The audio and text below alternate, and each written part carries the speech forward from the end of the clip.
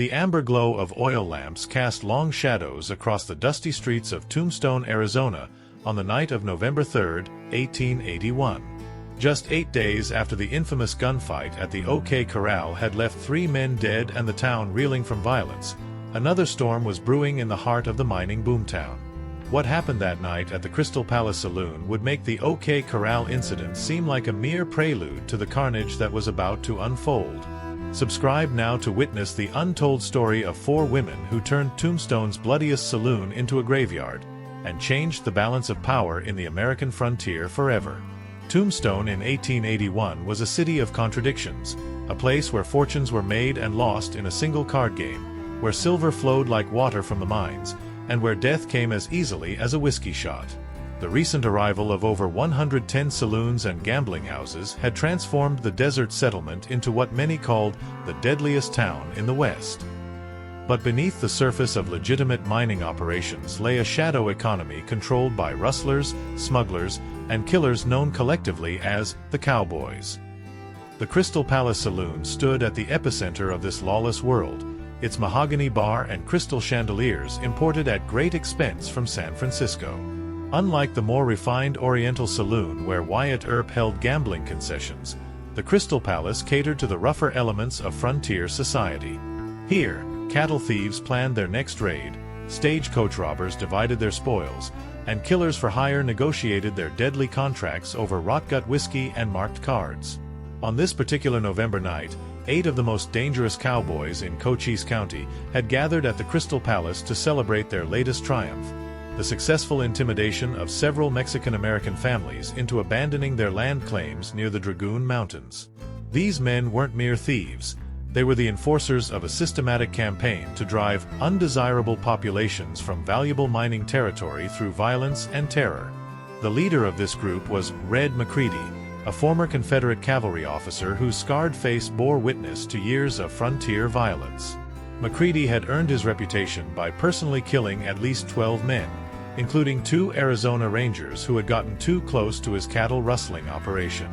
Tonight, he sat at the Crystal Palace's largest poker table, his Colt .45 prominently displayed on his hip, regaling his companions with stories of the Mexican families they had terrorized into fleeing. Surrounding McCready were 7 equally dangerous men: Snake Eyes Wilson, known for his skill with throwing knives; the Burton brothers, who specialized in arson; Dynamite Dan O'Malley, an expert in explosives; Preacher Smith, whose nickname came from his habit of quoting scripture while torturing victims; Tom the Butcher Martinez, a former soldier turned executioner; and Jake Silent Death Morrison, whose reputation for stealth killing was legend throughout the territory. But these 8 killers had made a crucial error in their reign of terror. 3 weeks earlier, their campaign of intimidation had targeted the wrong family: the Delgados, whose 3 daughters had not fled in terror as expected. Instead, Elena, Carmen, Sophia, and their cousin Maria had begun planning something that would make the Cowboys' previous victims seem fortunate by comparison. To understand the fury that would soon engulf the Crystal Palace Saloon, one must first understand the systematic brutality that had been inflicted upon the Delgado family and countless others throughout Cochise County in 1881. The Cowboys' reign of terror wasn't random violence. It was an organized campaign designed to clear valuable land for Anglo settlers and mining interests, with Mexican-American families bearing the brunt of this ethnic cleansing disguised as frontier justice. Hit that notification bell, because what these 4 women endured, and what they planned in response, will change everything you thought you knew about frontier revenge. The Delgado family had operated a small but prosperous cattle ranch 15 miles southeast of Tombstone, on land granted to their grandfather by the Mexican government in 1848 and legally recognized by the United States following the Treaty of Guadalupe Hidalgo. Their operation was modest but successful: 200 head of cattle, a small adobe house, and enough income to support the extended family that had lived on the land for over 30 years. The Cowboys had targeted the Delgados not because they were criminals, but because their ranch sat directly above a newly discovered silver vein that Eastern investors wanted to exploit. The family's legal claim to the land represented an obstacle that could only be removed through violence, since legitimate legal challenges would take years and might ultimately fail in court. The attack had come at dawn on October 12, 1881. 8 cowboys, led by Macready himself, had surrounded the Delgado homestead while the family was preparing breakfast. What followed was 3 hours of systematic torture designed to force the family to sign over their land rights and flee to Mexico. The Cowboys burned the barn, slaughtered half the cattle, and subjected the family to psychological torment that would have broken most people. But Rodrigo Delgado, the family patriarch, had refused to surrender the land his family had worked for generations. His defiance had cost him his life. Macready had shot him in cold blood while his wife and daughters watched helplessly. The Cowboys had then turned their attention to his sons, 19-year-old Miguel and 17-year-old Carlos, hanging them from the lone cottonwood tree that stood beside the family well. The 4 women, Elena, 28 and the eldest, Carmen, 25, Sofia, 22, and their cousin Maria, 26, had been forced to watch their male relatives die before being told they had 24 hours to gather what belongings they could carry and leave for Mexico. The Cowboys had ridden away laughing, confident that they had eliminated another obstacle to progress and profit. But the Delgado women had not fled. Instead, they had buried their dead and begun planning the most audacious act of revenge in Tombstone's blood-soaked history. Elena, who had learned to shoot from her father, became the group's strategist. Carmen, who had worked as a seamstress in town, used her knowledge of the Cowboys' habits and routines.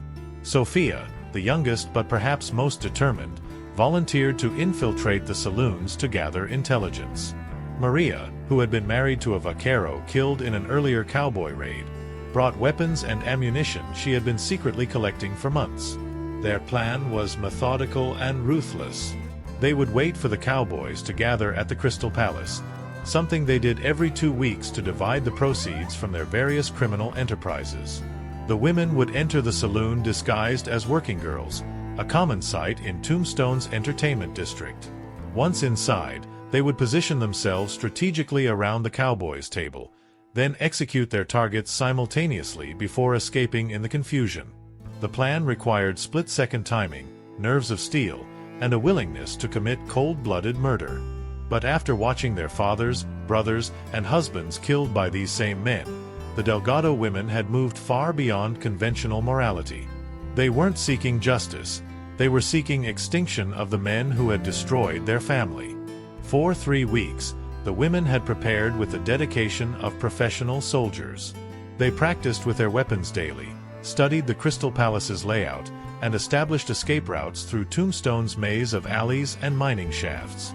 Most importantly, they had prepared themselves psychologically for what they were about to do, something that would either make them legends or get them killed. As the sun set behind the Dragoon Mountains on November 3, 1881, 4 women made their way through the dusty streets of Tombstone toward the Crystal Palace Saloon, each carrying death hidden beneath the folds of carefully chosen clothing. Their transformation from grieving family members into instruments of vengeance was complete, and tonight would determine whether their 3 weeks of preparation would result in justice or disaster. What you're about to witness defied every expectation of how frontier justice was supposed to work. Make sure you're subscribed because these next few minutes will change everything. Elena Delgado had chosen the persona of a sophisticated gambling woman from San Francisco, complete with an expensive silk dress purchased with the last of the family's savings and a small derringer hidden in her ornate handbag. Her role required her to approach the Cowboys' table as a card player, giving her the closest position to Red Macready when the violence began. She had practiced her cover story for hours. She was supposedly passing through Tombstone on her way to mining camps in Nevada, with enough money to make her interesting to professional gamblers. Carmen had adopted the appearance of a saloon girl, wearing a low-cut red dress and heavy makeup that would allow her to move freely through the Crystal Palace without attracting unwanted attention. Concealed beneath her dress were 2 small pistols and a razor-sharp knife her father had used for butchering cattle. Her position would be at the bar, where she could observe the entire saloon and provide covering fire when the shooting started. Sofia, despite being the youngest, had chosen the most dangerous role. Disguised as a serving girl, she would be able to move directly to the Cowboys' table to serve drinks, giving her point-blank range when the attack commenced. Hidden in her serving tray were 2 loaded Colt .36 revolvers and several spare cylinders. Her youth and apparent innocence would make her the last person the Cowboys would suspect of harboring lethal intentions. Maria had positioned herself as a piano player, a role that would keep her stationary but give her an excellent view of the entire saloon floor. Her musical abilities, learned during happier times, would provide the perfect cover for her true purpose. A sawed-off shotgun rested beneath the piano bench, and 2 more pistols were hidden inside the instrument itself. The women had spent the entire day in final preparations, checking and rechecking their weapons, memorizing their roles, and steeling themselves for what was to come. They understood that they were likely to die in the attempt. The Cowboys were experienced killers who would not go down easily, and the saloon was filled with other dangerous men who might intervene. But death held no terror for women who had already lost everything that mattered to them. As darkness fell over Tombstone, the women separated and approached the Crystal Palace from different directions. The saloon was already bustling with its usual crowd of miners, gamblers, and criminals, the air thick with tobacco smoke and the sound of clinking glasses and shuffling cards. Piano music provided a cheerful soundtrack that would soon be replaced by screaming and gunfire. Elena entered first, her elegant appearance immediately attracting attention from several men at the bar. She surveyed the scene with practiced eyes, noting the positions of the Cowboys at their usual table in the back corner, the locations of other patrons who might interfere, and the various exits she might need if things went wrong. MacCready was already deep in his cups, his guard lowered by whiskey and the false security of being surrounded by his loyal followers. Carmen followed 10 minutes later, sliding through the crowd with the practiced ease of someone who belonged in such establishments. She took up position at the bar, ordering whiskey and engaging in light conversation with other patrons while keeping the Cowboys' table under constant observation. Her hands never strayed far from the weapons hidden beneath her dress. Sophia entered carrying a tray of glasses, her appearance so natural that none of the saloon's regular serving girls questioned her presence. She began moving through the crowd, serving drinks and collecting empty glasses while gradually working her way toward the back of the saloon where her targets sat oblivious to their approaching doom. Finally, Maria seated herself at the piano and began playing a melancholy ballad that seemed appropriate for what was about to unfold. Her music provided the perfect soundtrack for the Cowboys' celebration, and several patrons even tossed coins into the hat she had placed beside the instrument. By 10 o'clock, all 4 women were in position, and the final phase of their plan was ready to begin. At precisely 10:30 p.m., as the Crystal Palace Saloon reached its peak of raucous celebration, Elena Delgado made her move toward the Cowboys' table, her silk dress rustling softly as she approached the 8 men who had destroyed her family. What happened in the next 90 seconds would be talked about in saloons across the American frontier for decades to come. A story of vengeance so swift and brutal that witnesses would struggle to believe what they had seen. MacCready looked up from his cards as Elena approached, his alcohol-clouded eyes taking in her expensive dress and confident bearing. In frontier towns like Tombstone, sophisticated gambling women were rare and welcome additions to high-stakes poker games, especially when they brought their own money to lose. He gestured toward an empty chair at the table, never suspecting that he was inviting death to join their game. This is the moment when everything changed. Stay with us to witness the most shocking act of frontier justice ever recorded. Elena smiled graciously as she took her seat, placing her ornate handbag carefully on the table within easy reach. She exchanged pleasantries with the Cowboys, commenting on the quality of their whiskey and the excitement of being in the famous Tombstone. MacCready and his men were charmed by her sophistication, completely unaware that they were looking into the eyes of a woman who had watched them murder her father and brothers. Across the saloon, Sophia began her approach to the Cowboys' table, carrying a tray of fresh whiskey bottles. Her innocent appearance and youthful smile made her practically invisible to the hardened killers, just another serving girl in a town full of them. As she drew closer, she could hear MacCready boasting about his recent land acquisitions and making crude jokes about the Mexican families he had terrorized into fleeing. At the bar, Carmen had engaged Snake Eyes Wilson in conversation, the knife-throwing specialist having left the main table to order another round of drinks. Wilson was known for his quick reflexes and deadly accuracy with bladed weapons, making him potentially the most dangerous opponent if he survived the initial attack. Carmen smiled sweetly as she positioned herself within striking distance, her fingers closing around the handle of the razor-sharp knife hidden beneath her dress. Maria continued playing piano, her melancholy tune providing an ironically peaceful soundtrack to the approaching violence. From her position, she had a clear view of the entire saloon and could see all the other patrons who might interfere once the shooting started. Her foot rested lightly on the shotgun hidden beneath the bench, ready to bring it into play when needed. The signal came when Elena raised her glass in what appeared to be a toast to her new gambling companions. "To successful enterprises," she said, her voice carrying clearly across the table. It was the phrase the women had agreed upon, and each of them recognized it instantly. Elena's right hand moved with practiced precision, withdrawing the small derringer from her handbag and placing the barrel against Macready's temple before he could react. The click of the hammer being cocked was lost in the noise of the saloon, but Macready's eyes widened as he realized his situation. Simultaneously, Sophia reached the table and began distributing fresh whiskey bottles to the Cowboys, her movements natural and unhurried. But instead of setting down the bottles, she was withdrawing the 2 Colt revolvers hidden in her serving tray. The Cowboys, focused on Elena's apparent toast, never noticed the weapons appearing in the serving girl's hands. At the bar, Carmen struck with the speed of a rattlesnake, driving her razor-sharp knife deep into Wilson's back before he could react. The blade found his heart with surgical precision, and he collapsed without making a sound, his reputation for quick reflexes rendered useless by the woman who had approached him as a friend. The explosion of violence that followed lasted less than 30 seconds, but would be remembered as the most concentrated burst of frontier gunfire in Arizona Territory history. Elena pulled the trigger of her derringer, sending a .41 caliber bullet through Macready's brain and painting the wall behind him with blood and bone fragments. Before his body had finished falling, she had produced a second pistol and was firing at the other Cowboys around the table. Sophia's twin Colts roared simultaneously, their .36 caliber bullets tearing through the Burton brothers before they could reach for their own weapons.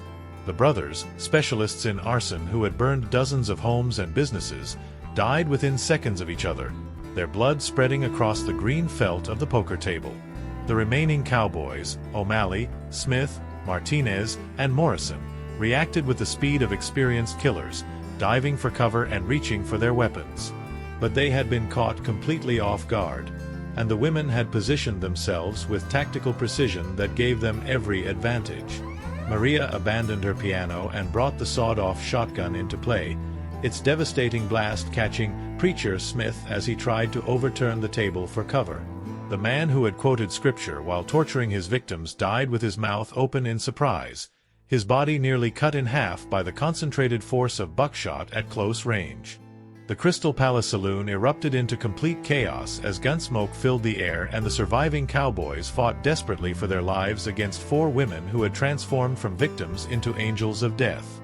The carefully orchestrated attack had claimed 4 of the 8 targets in the first few seconds, but the remaining Cowboys were seasoned killers who would not die easily.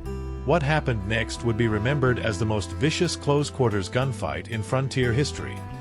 Make sure you're subscribed because these women were far from finished. Dynamite Dan O'Malley, the explosives expert, had managed to dive behind an overturned table when the shooting started. His experience in demolition had taught him to think quickly under pressure, and he immediately began planning a counterattack. From his covered position, he could see Sophia reloading her Colts with the spare cylinders she had hidden in her serving tray. O'Malley drew his own weapon and waited for his moment. Tom, the butcher Martinez, had rolled behind the bar when Elena's derringer had ended Macready's life, his military training serving him well in the opening seconds of the battle. From his position, he had a clear view of Maria's location near the piano, and he began working his way toward her through the forest of bar stools and spittoons, his Bowie knife gleaming in the lamplight. Jake, Silent Death, Morrison lived up to his reputation by immediately disappearing into the crowd of panicked saloon patrons, using their bodies as cover while he maneuvered for a clear shot at the women who had turned his celebration into a massacre. Morrison was known for his ability to kill without being seen, and even in the chaos of the gunfight, He moved like a ghost through the screaming crowd. Elena, having emptied both of her weapons, found herself face to face with O'Malley as he emerged from behind his makeshift cover. The explosives expert's Colt .45 was already trained on her heart, and his finger was tightening on the trigger when Carmen appeared behind him like an avenging spirit, her second pistol pressed against the base of his skull. The blast from Carmen's weapon at point-blank range removed most of O'Malley's head, spattering Elena with blood and brain matter. But there was no time to acknowledge the save. Martinez had reached Maria's position and was attempting to cut her throat with his massive knife. Maria proved that her musical talents weren't her only skills, ducking under Martinez's blade and drawing one of the pistols hidden inside the piano. The two combatants grappled desperately, Maria trying to bring her weapon to bear while Martinez attempted to drive his knife home. The struggle knocked over the piano bench and sent sheet music flying through the air like confetti. Sophia, having successfully reloaded her weapons, found herself facing Morrison as he emerged from the crowd with both guns blazing. The youngest Delgado sister proved that her father had taught her well, diving and rolling behind another table as Morrison's bullets splintered the wood around her. Her return fire was swift and accurate, one bullet catching Morrison in the shoulder and spinning him around. The battle had now spread throughout the entire saloon, with innocent patrons diving for cover or fleeing toward the exits. The bartender had produced a shotgun from behind the bar and was trying to determine which side to support, if any. Several other armed men in the saloon were drawing their weapons, unsure whether to intervene or let the combatants kill each other. Elena, covered in O'Malley's blood but still very much alive, had retrieved fresh ammunition from her handbag and was providing covering fire for her sisters. Her elegant silk dress was ruined, but her aim remained steady as she sent bullets toward Morrison's position. Carmen had taken cover behind the bar itself, using the solid oak construction as protection while she engaged Martinez, who was still grappling with Maria near the overturned piano. The knife fighter had managed to cut Maria's arm, but she had gotten her pistol between them and was trying to create enough space for a killing shot. The turning point came when Sophia, demonstrating the tactical awareness that had made their plan successful, realized that Morrison was trying to reach the saloon's back exit. Instead of pursuing him directly, she anticipated his movement and positioned herself to intercept him near the rear door. When Morrison burst through the crowd in his attempt to escape, Sophia was waiting for him with both Colts ready. At a range of less than 6 feet, she emptied both weapons into the man known as Silent Death, ending his legendary career with a thunderous barrage that could be heard 3 blocks away. With Morrison dead and Martinez still struggling with Maria, only one cowboy remained alive in the Crystal Palace Saloon. As the gunsmoke began to clear in the Crystal Palace Saloon, revealing 7 bodies scattered across the blood-soaked floor, Maria Delgado found herself locked in a final, desperate struggle with Tom, the Butcher Martinez, the last surviving member of the gang that had destroyed her family. The battle for vengeance was nearly complete, but the most dangerous moment was yet to come. Martinez, wounded and cornered, fought with the fury of a man who knew death was closing in around him. His reputation as the Butcher had been earned through years of close-quarters killing, and his massive Bowie knife had claimed dozens of lives across the Arizona territory. Even wounded, he remained a lethal opponent for the young woman who was trying to end his life. This final confrontation would determine whether justice was truly served. Stay subscribed to witness how this night of vengeance concluded. The struggle near the overturned piano had become a deadly dance of survival, with Maria using every ounce of strength and skill her father had taught her to avoid Martinez's slashing blade. Her pistol had been knocked from her hand during the grappling, leaving her armed only with her wits and determination. Blood flowed from a gash on her left arm where Martinez had managed to connect with his knife, but the wound only seemed to increase her fury. Elena, Carmen, and Sophia had eliminated their targets, but they were now faced with a terrible dilemma. Martinez and Maria were locked together so tightly that any attempt to shoot the remaining cowboy would likely kill their cousin as well. They could only watch in agonizing suspense as the final battle played out before their eyes. Martinez, feeling his strength beginning to ebb from blood loss, made one last desperate attempt to end the fight. Raising his knife high above his head, He prepared to drive it down into Maria's heart with all his remaining power. But Maria had been waiting for exactly this moment, when Martinez committed himself to a single powerful strike that would leave him temporarily vulnerable.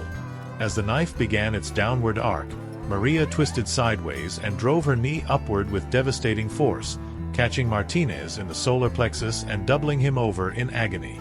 Before he could recover, she had retrieved her fallen pistol and pressed it against his temple.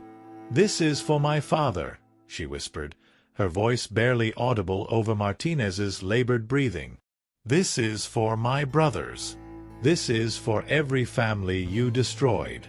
The final shot of the night echoed through the Crystal Palace with a sound like thunder, and Tom, the butcher Martinez, joined his 7 companions in death. The 4 women stood amid the carnage they had created, their elegant disguises now torn and blood-stained, their faces showing the exhaustion that comes after months of planning and minutes of intense violence. Around them, the Crystal Palace looked like a battlefield. Tables overturned, mirrors shattered, blood pooling on the sawdust-covered floor. The other patrons of the saloon emerged slowly from their hiding places, staring in amazement at the scene before them. 8 of the most feared killers in Arizona territory lay dead, killed by 4 women who had entered the establishment looking like nothing more than entertainment for the evening's festivities. Hit that notification bell because what happened next changed the balance of power in Tombstone forever. Word of the Crystal Palace massacre spread through Tombstone with lightning speed. By dawn, crowds had gathered outside the saloon to stare at the bodies of the dead cowboys and to hear first-hand accounts from witnesses.